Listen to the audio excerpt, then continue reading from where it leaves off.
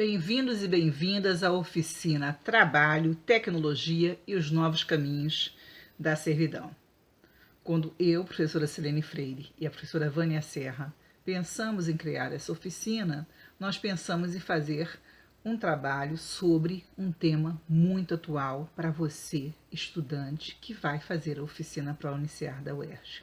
Em tempos de crise ampliadas pela pandemia, uma questão precisa ser discutida: a questão do trabalho, a questão do sacrifício que se faz ao se trabalhar, sacrifício quase similar à servidão. Sacrifício sem direitos, sacrifício sem jornada de trabalho, sacrifício que muitos, principalmente o Ricardo Antunes, vem chamando de uberização do trabalho. É você trabalhar por conta própria, utilizando novas tecnologias, É você trabalhando de uma forma solta, divorciada do acesso aos direitos que os trabalhadores conquistaram e foram, receberam essa conquista através do trabalho formal, do emprego. Então, sem emprego, não se tem acesso a essas conquistas. Para que a gente comece a discutir, debater, aprender sobre esse tema tão complexo e tão necessário, nós dividimos essa aula de hoje, que se intitula O Direito à Servidão no Trabalho nos Dias Atuais, que são esses dias que a gente vem vivenciando, esses dias tão pesados, tão nublados, tão sem direção, onde a gente acaba esse dia exaurido, inclusive fazendo trabalho via aula online, lives, trabalho remoto, office home, onde o trabalho se alterou e criou novas formas de trabalho, como redimensionou, como os entregadores, de iFood, de tudo que a gente vê na rua, que é pior do que a uberização. Bem, mas a gente vai chegar lá e vai entender como é que isso se deu. Mas para entender como isso se deu, a gente vai ter que entender o que é trabalho para além do senso comum. Eu não posso chegar aqui e falar, vou ter uma trabalheira para ler esse livro. E a forma que eu falei trabalho aqui não é o trabalho das relações entre capital e trabalho. Para explicar toda essa relação, eu convido a professora Thaís Lopes Cortes para explicar para a gente de que trabalho a gente tem que entender, qual é o trabalho que nós temos que entender para entender os rumos da servidão dentro desse contexto, certo? Então, com vocês, a professora Thaís Cortes. Entender o trabalho exige uma apreensão histórica para que possamos ver como o trabalho vem se configurando ao longo dos últimos anos até chegarmos ao contexto atual, quando temos uma precarização cada vez maior do mundo do trabalho. O trabalho, inicialmente, ele pode ser problematizado enquanto a relação do homem com a natureza, por meio da qual o homem, ele transforma a natureza, ele transforma alguma matéria-prima em algo que satisfaça, as suas necessidades sociais mais básicas e elementares e para que ele possa subsistir. Então você pode estar se perguntando assim, Thaís, o trabalho é a relação do homem com a natureza. Então, a abelha, quando ela produz o mel, ela está se relacionando com a natureza. Então, a abelha está trabalhando? Não, ela não trabalha. A abelha não trabalha. Sabe por quê? Porque é justamente o trabalho que distingue os homens dos animais. Por quê? O homem, ele tem a capacidade teleológica, isto é, ele consegue objetivar, ele consegue projetar, ele consegue planejar.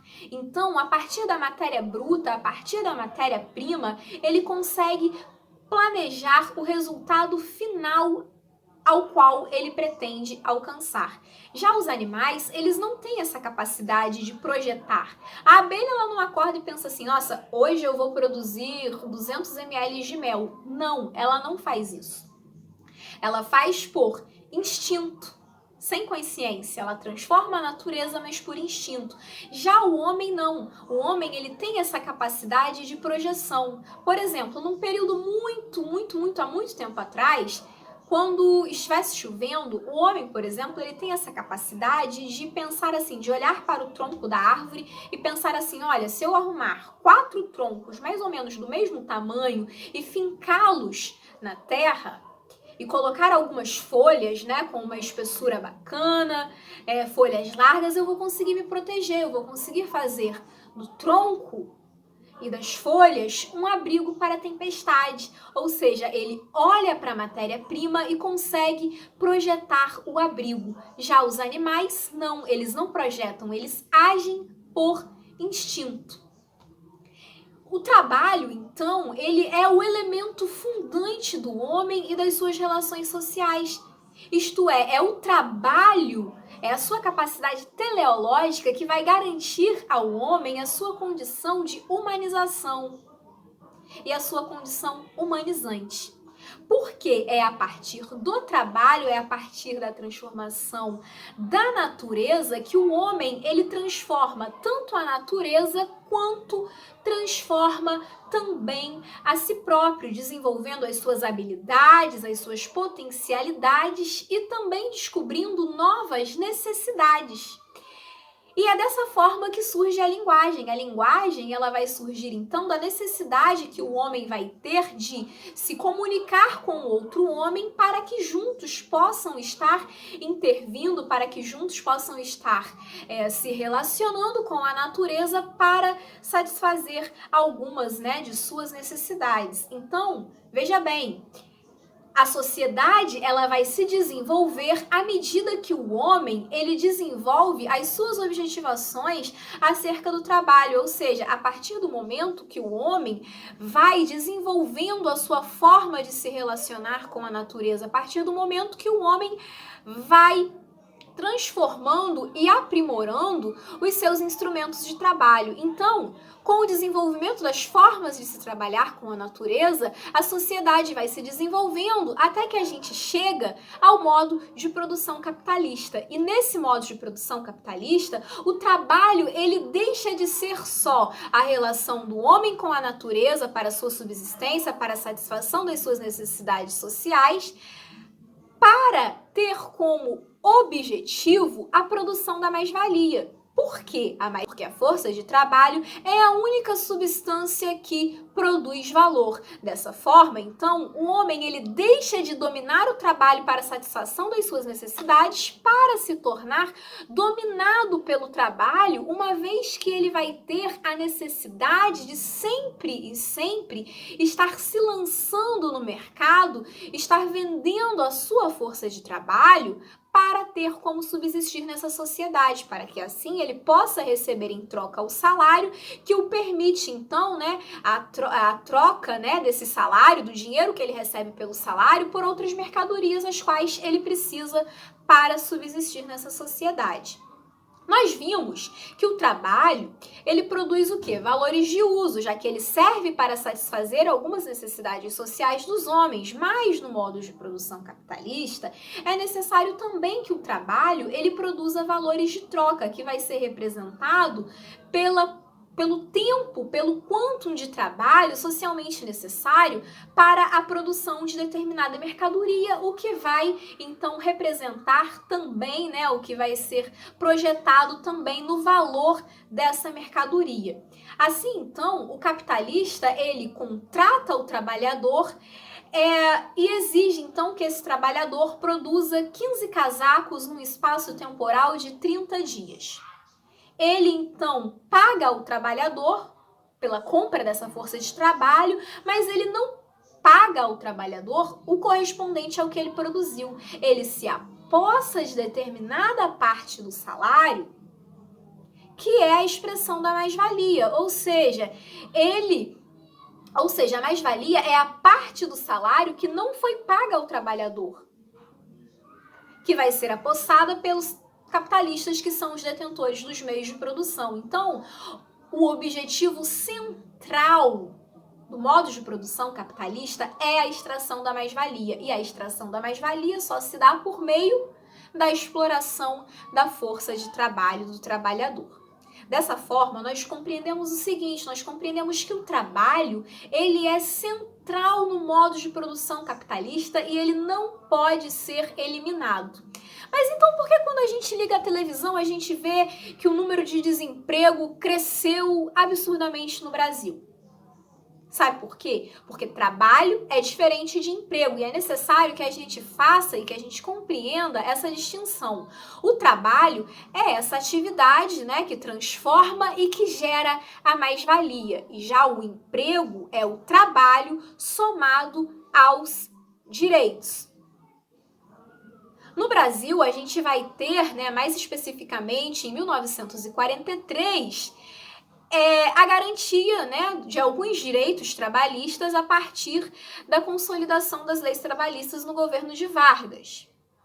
Mas a história, ela está em movimento. Então, ora os direitos se ampliam e ora os direitos se restringem. Então, já que o objetivo da produção capitalista, do modo de produção capitalista, é o de buscar condições ótimas para a extração da mais-valia e a extração da mais-valia se dá assentada na exploração da força de trabalho, os direitos trabalhistas estão sempre sendo colocados na ordem do dia, estão sempre sendo colocados em xeque. Então, dessa forma, quando a gente compreende a relação do trabalho com o valor, com a capacidade, né, como o único motor que produz a mais-valia, é importante a gente compreender o trabalho historicamente para que a gente possa, então, vislumbrar a forma como o trabalho aparece hoje para nós, ou seja, de forma cada vez mais precarizada e sem direitos.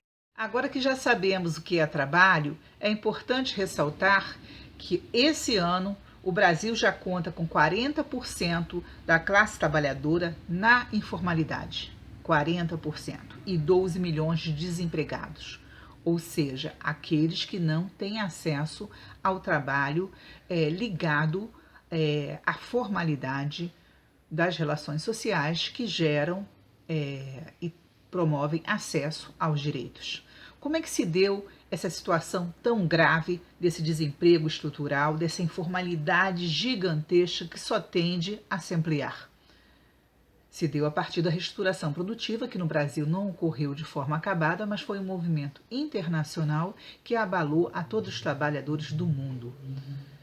Essa reestruturação produtiva, ela tem uma agenda, ela tem um ideário que o guia. Esse ideário, criado por quem? Pelo capital financeiro, que é o capital hegemônico nos dias atuais, né, na contemporaneidade, ele tem uma agenda de implementação de desregulamentações cada vez mais ampliada dos vínculos trabalhistas e uma agenda de privatizações incessantes, que acaba com a ilusão do welfare state, do estado de bem-estar social, de que a república seria algo inatingível, inabalado, né? Ou seja, a república seria uma questão de princípio, conjunto de coisas públicas, como saúde, educação, que representa, né, a água, que representa o conjunto de direitos. Só que o neoliberalismo vai mostrar o contrário. Ele vai mostrar que o poço do capital ele é cada vez mais destrutivo e não tem fundo.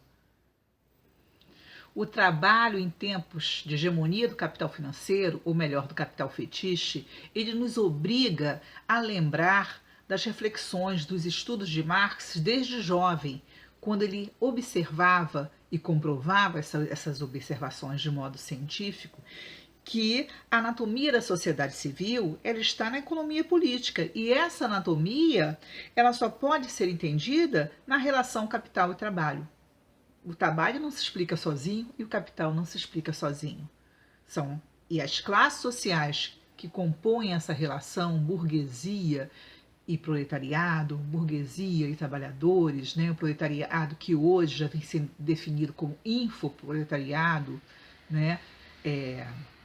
E outras expressões que demonstram a sua relação com a tecnologia, o seu distanciamento da esfera do acesso aos direitos, tem que ser aclarado para que a gente compreenda o mundo que a gente vive e como que a gente se percebe, se constrói, se reconstrói e se reproduz e veta essa reprodução tão destrutiva do capital, como que a gente se organiza.